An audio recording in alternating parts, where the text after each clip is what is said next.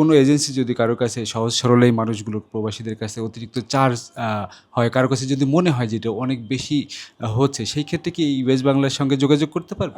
যদি এই ধরনের কোনো পরিবেশ পরিস্থিতি তৈরি হয় ডেফিনেটলি অনেক সুযোগ সন্ধানী ব্যবসাটা করতে আমি চাই। বলবো যে অবশ্যই তারা সেসব প্যাসেঞ্জাররা সেসব যাত্রীরা যেন অবশ্যই।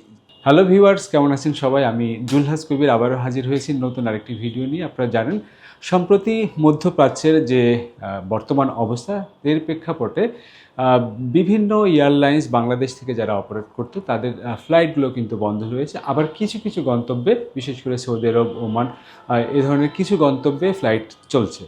এই নিয়ে নানান ধরনের জটিলতা যাত্রীদের ভিতরে হচ্ছে, যাত্রীদের ভোগান্তি বেড়েছে। আবার দুবাই, দোহা, শারজা, এই ধরনের কিছু কিছু রুটে যাত্রীদের ভোগান্তি রয়েছে। সেই ভোগান্তি দূর করতে বাংলাদেশের অন্যতম একটি বেসরকারি এয়ারলাইন্স প্রতিষ্ঠান, আপনারা জানেন যে ইউএস বাংলা, তারা এর মধ্যে একটি ফ্লাইটে করে 378 জন যাত্রীকে কিন্তু দুবাই থেকে ফিরিয়ে নিয়ে এসেছে।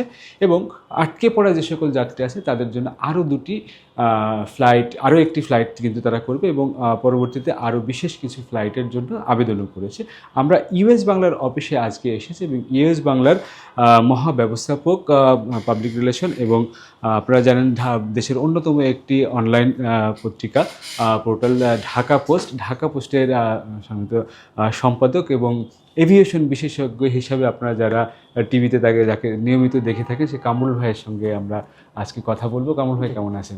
আলহামদুলিল্লাহ, জি, আপনি ভালো আছেন? কামরুল ভাই, ইউএস বাংলা এই যে মানবিক দিক বিবেচনায় যুদ্ধের এই অবস্থার ভিতরেও মধ্যপ্রাচ্যে ফ্লাইট পরিচালনা করছেন এবং আটকে পড়া যাত্রীদেরকে উদ্ধার করছেন, সেই বিষয়গুলো নিয়েই আসলে একটু কথা বলতে চাই আপনার সাথে। আপনি যদি আমাদেরকে বলতেন যে আজকে যে ফ্লাইটটি আসলো, এই ফ্লাইটটি আসার পাশাপাশি এটি কিভাবে করলেন, আগামীতে কীভাবে, আর সবচেয়ে বড় যে জায়গাটি আমি জানতে চাই যে যাত্রী যারা ফ্লাইট মিস করছে, বাতিল হচ্ছে, তাদের যে রিফান্ডের ব্যাপারটি, বা তারা যদি মানে আবার রিশিডিউল করতে চায়, এই জায়গাগুলো যাত্রীদের কিন্তু এখন বড় একটা ব্যাপার। বিশেষ করে মধ্যপ্রাচ্যের অধিকাংশই কিন্তু আমাদের রেমিটেন্স যোদ্ধা ভাইয়েরা, তারা অনেকেই জানে না যে কিভাবে তারা এই টিকিটের টাকাটা ব্যাক পাবে, বা তারা কিভাবে রিশিডিউল করবে, কবে নাগাদ ফ্লাইট আবার তাদের ওপেন হবে, আকাশপথ কবে খুলবে। এই সকল বিষয়গুলোই আপনার কাছে একটু জানতে চাই, যদি বলতেন যে আপনাদের সামনে আরও এরকম ফ্লাইট হচ্ছে কিনা। ধন্যবাদ। আপনি হয়তো আপনি অলরেডি আপনার বক্তব্যে চলে আসছে যে দুটাই স্পেশাল ফ্লাইটে আমরা পারমিশন পেয়েছি ফ্রম দুবাই টু ঢাকা। তো সেই জায়গা থেকে একটা ফ্লাইট অলরেডি আমরা পরিচালনা করেছি এবং 378 জন যাত্রী নিয়ে কিন্তু এয়ারবাস 330 এয়ারক্রাফট আজ সকাল 7:15 হজরত শাহজালাল আন্তর্জাতিক বিমানবন্দরে এসে পৌঁছেছে।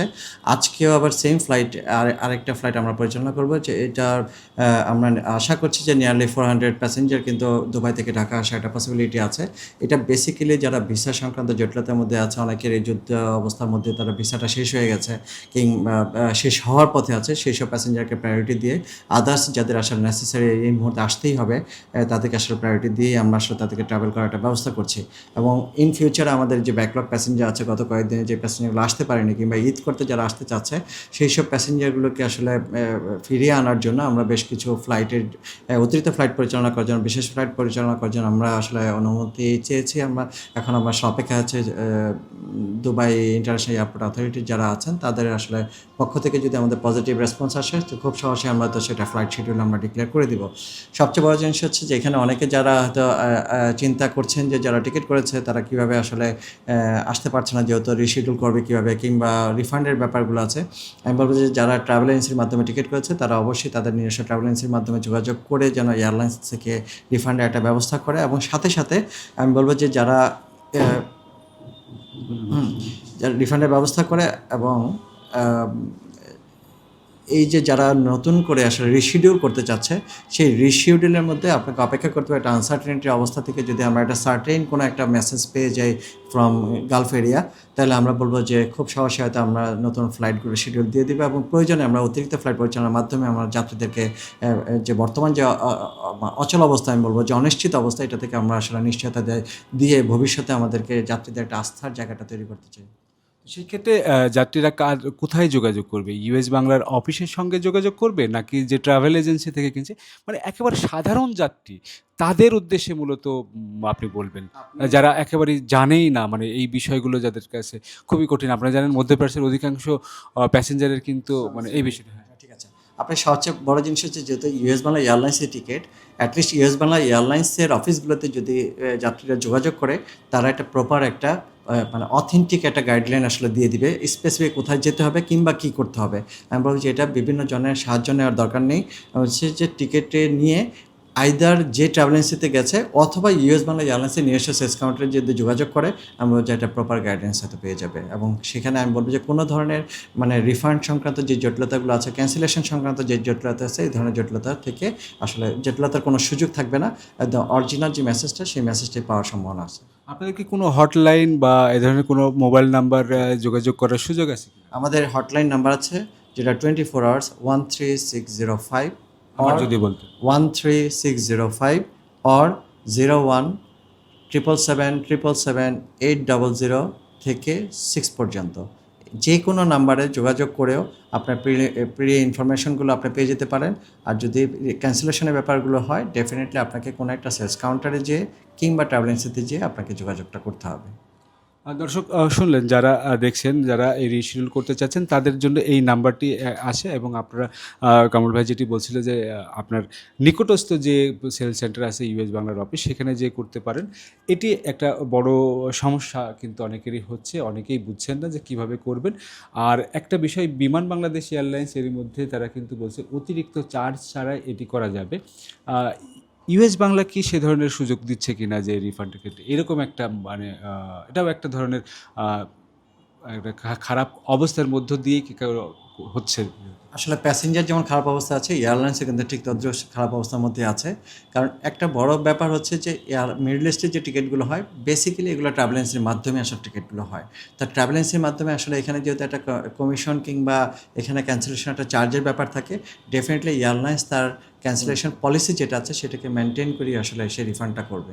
সেই ক্ষেত্রে অতিরিক্ত যে ব্যবসা করার চিন্তা এই ধরনের ব্যবসা এখানে আসলে ব্যবসা এখানে সার্ভিস। আমি বলছি যে এখানে সব কিছু শেষে আমরা যে অতিরিক্ত ফ্লাইট আজকে পরিচালনা করছি, এইটার পিছনে কিন্তু সার্ভিসটাকে এনশিওর করতে চাচ্ছে। তো সেই একই জায়গা থেকে আমি বলবো যে যারা আজকে রিফান্ড করতে চাচ্ছে কিংবা রিশিডিউল করতে যাচ্ছে, কোনো ধরনের কোনো যেন হ্যাসেল না ফেস করে, যত কম খরচে এবং আমি যত কম খরচ বলতে যেটা লজিক্যাল অ্যামাউন্ট হবে শুধু সেটার মধ্যেই যেন সীমাবদ্ধ থাকে এবং তাদেরকে এর বেশি অতিরিক্ত ব্যয় করতে হবে বলে আমার মনে হয় না। কেউ যদি কোনো এজেন্সি যদি কারো কাছে সহজ সরল এই মানুষগুলো প্রবাসীদের কাছে অতিরিক্ত চার্জ হয়, কারো কাছে যদি মনে হয় যেটা অনেক বেশি হচ্ছে, সেই ক্ষেত্রে কি ইউএস বাংলার সঙ্গে যোগাযোগ করতে পারবে?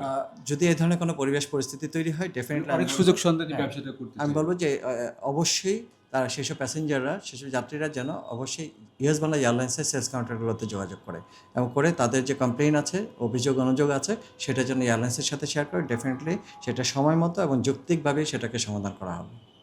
তো এটি একটা বিশাল সুযোগ। আমি মনে করব যে যারা যাত্রীরা আছেন তারা নিশ্চয়ই এই বিষয়টি মাথায় রাখবেন এবং ইউএস বাংলার এই রিশিডিউলের ক্ষেত্রে আপনারা জানেন যে এয়ারলাইন্সের যে বিজনেস, সারা ওয়ার্ল্ড ওয়াইড যে বিজনেসটি হয়, তাদের একটা নির্ধারিত একটা মূল্য পর্যন্ত কিন্তু দিতে হয়, যেটি রিশিডিউল বা টিকিটিং। অনেক সময় অভিযোগ আসে যে এই বিমান কিংবা ইউএস বাংলা কিংবা আদার্স এয়ারলাইন্স অনেক বেশি টাকা চার্জ করছে, সেটি কিন্তু না। তাদের শিডিউল অনুযায়ী, ওই টিকিটের প্রাপ্তি অনুযায়ী সব কিছু বিবেচনা করে তারপরে কিন্তু একটা রেট নির্ধারণ হয়। সেই ক্ষেত্রে যদি আপনার কাছে কখনো মনে হয় যে ট্রাভেল এজেন্সিগুলো আপনার কাছে অতিরিক্ত চার্জ নিচ্ছে, কামরুল ভাইয়ের কথা মতো আপনারা নিকটস্থ যে কোনো সেল সেন্টারে বা ইউএস বাংলার অফিসে বা হটলাইন কিংবা মোবাইল নাম্বার যেটি বললেন, সেইগুলোতে আপনারা যোগাযোগ করবেন। আশা করি আপনাদের সমস্যার সমাধানটা হবে।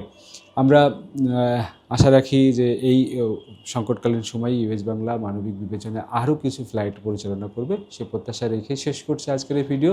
দেখা হবে আবারও নতুন কোনো ভিডিওতে। সে পর্যন্ত ভালো থাকুন, সুস্থ থাকুন। কমল ভাই, ধন্যবাদ আপনাকে, কষ্ট দিলাম। Thank you. From the runway to the skies, this is where our aviation story begins. Aircraft, airports, and thrilling journeys all in Bangla for the world. Discover the wonders of aviation, the known, the unknown, and the stories that make the skies come alive. And salute to Bangladesh's remittance warriors, our heroes abroad, keeping the nation moving forward. I am Jolhas Kabir. Welcome to the skies and to the stories that truly matter.